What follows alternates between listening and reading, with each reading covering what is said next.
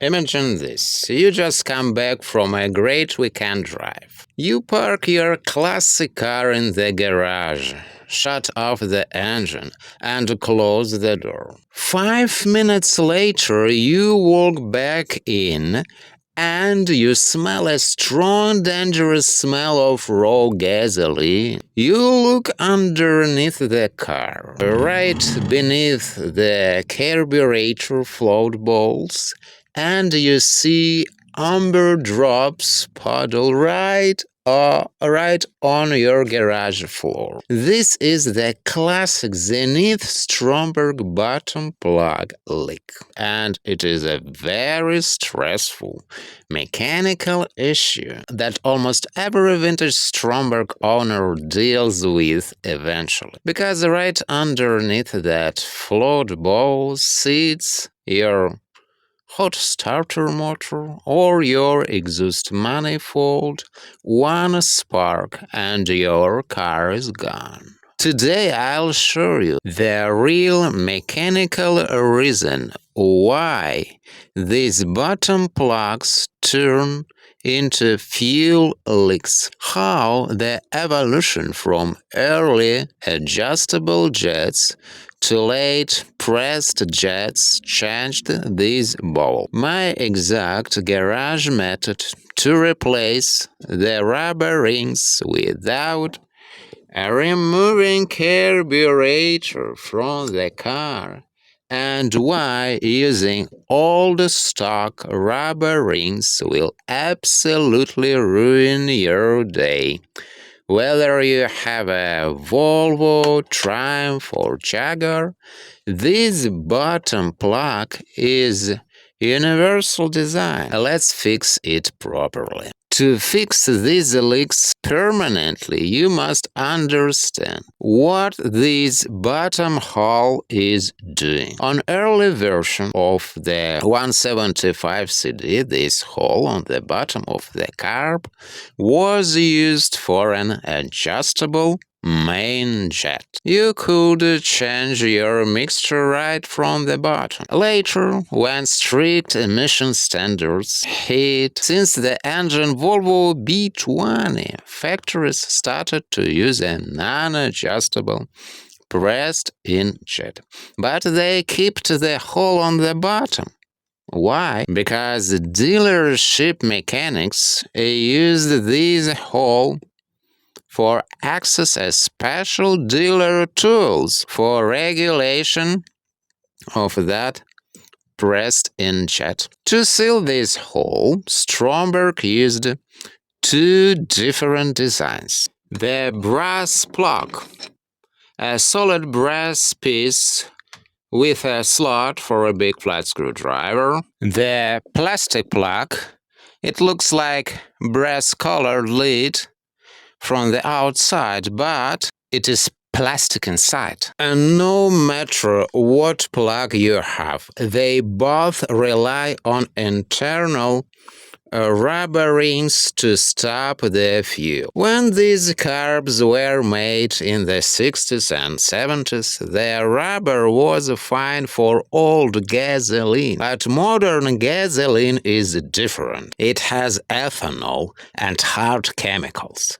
This modern fuel formulation completely destroys the vintage rubber. It attacks the original O-rings, making them brittle, hard, and crusty, until they literally fall apart right in your hands. That is why I not use old stock rings.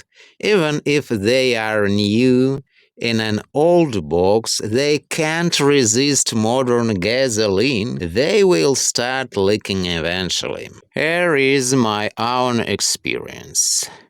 When I opened the adjustable main jet on my carb, the old rubber rings were so brittle they fall apart right in my hands. So I took a different route. I just approached to my a local supplier of these special rubber rings with my carburetor in my hands. They measured everything precise, and they found appropriate size rings for my carburetor for my adjustable main jet. They gave me modern rubber rings. Whiten is a special material that completely resists ethanol and modern high-octane gasoline. If you want to fix this leak once and not worry about it soon, Viton is the one of good ways. And let's talk about the work.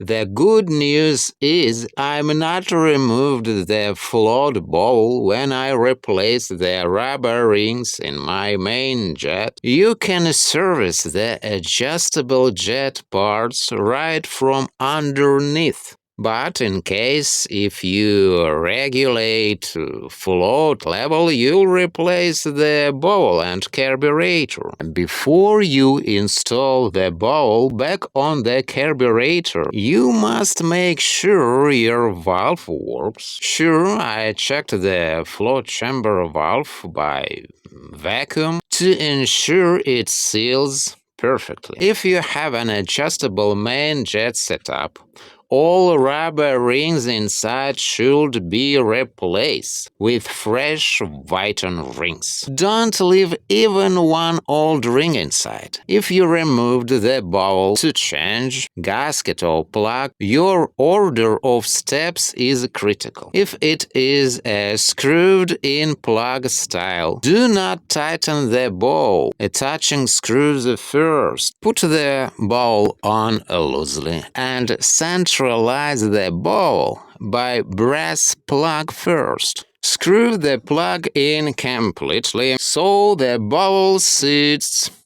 perfectly centered. Only after that, install and tighten the perimeter bowl screws so nothing binds or jams the rubber ring. And remember, if you have the plastic plug with the brass-colored lid, it should be replaced, according Volvo recommendations.